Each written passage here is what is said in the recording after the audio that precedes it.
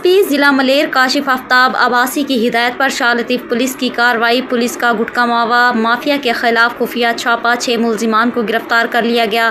ترجمان SSP ملیر نے Royal news TV کے چیف رپورٹر کراچی جاوید محمود ارائیں کو بتایا کہ تھانہ شاہ لطیف تھانے کی حدود میں گٹکا ماوا فروخت کرنے والے عناصر کے خلاف پولیس نے انٹیلیجنس بیسڈ پر خفیہ کارروائی کرتے ہوئے متعدد مقامات پر چھاپے مارے۔ کارروائی کے دوران پولیس نے 6 ملزمان کو گرفتار کر لیا جو علاقے میں مختلف خفیہ جگہوں پر مضر صحت گٹکا ماوا فروخت کرنے میں ملوث تھے۔